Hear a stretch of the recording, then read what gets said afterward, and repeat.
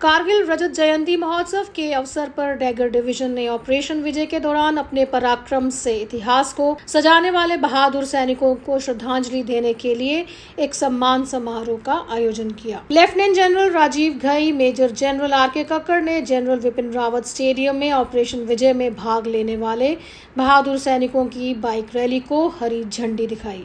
Bike rally 7 जून को चंडीगढ़ की व्यस्त सड़कों से शुरू हुई थी, जो उधमपुर, श्रीनगर, बारामूला से होते हुए कारगिल तक अपनी यात्रा जारी रखेगी। यह हिमालयन ब्रिगेड के लिए एक महत्वपूर्ण मील का पत्थर था, क्योंकि इन्हें अपने गौरवशाली इतिहास पर बहुत गर्व है, जिसमें ऑपरेशन विजय के दौरान मुश्को घाटी में लड़ी गई लड़ाई भी शामिल है। मुख्य अतिथि ने हार्दिक भावनाओं के बीच शहीदों के परिवारों और परिजनों को सम्मानित किया, ताकि उन वीर जवानों को याद किया जा सके जिन्होंने मौसम और भूभाग की विपरीत परिस्थितियों में भी दुश्मनों से बहादुरी से लड़ाई लड़ी।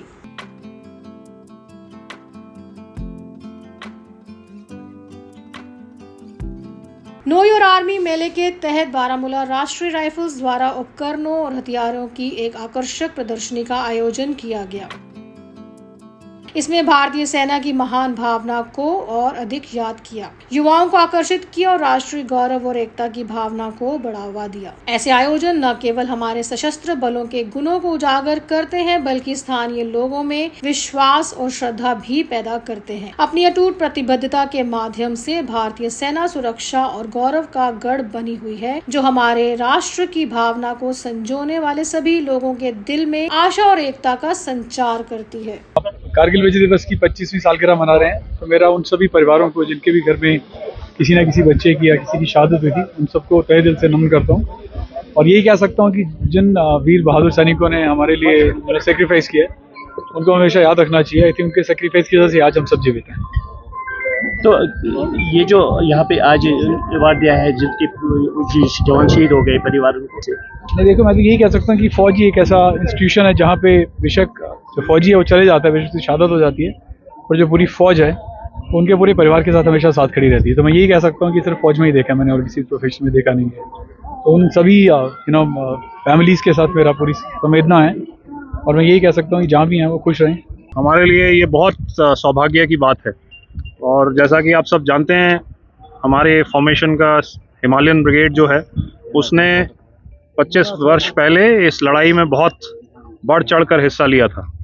तो आज ये जो फंक्शन आपने देखा, जिसमें कई वॉर वेटरन्स को सम्मानित किया गया, ये उसी युद्ध की याद में ये फंक्शन आज ऑर्गेनाइज किया गया है। Sir, how is the situation on borders as the elections are likely to be announced formally? The situation on the borders is stable. Sir, J&K DGP के मुताबिक 80 फॉरेन टेररिस्ट जो है वैली में मौजूद है, तो किस तरह सेना की तरफ से इन पर प्रहार किया जा रहा है? देखिए, जहाँ तक नंबर्स का ख्याल है या नंबर्स का सवाल है, डीजीपी साहब ने बोला है तो वो तो एक फैक्ट है, और किस तरह से इनके खिलाफ सारी सिक्योरिटी एजेंसीज अपनी कार्रवाई करेंगी, ये तो आप लोग सब जानते ही हैं कि ऑपरेशंस किस प्रकार से प्रोसिक्यूट किए जाते हैं यहाँ पे। लेकिन सिचुएशन को स्टेबल करने के लिए जो भी ज़रूरत पड़ेगी वो सिक्योरिटी एजेंसी ज़रूर करेगी। सर, साउथ कश्मीर में एक बड़ा ऑपरेशन हुआ सर 1 हफ्ता पहले, सर कितनी कामयाबी है सर सिक्योरिटी फोर्स के लिए?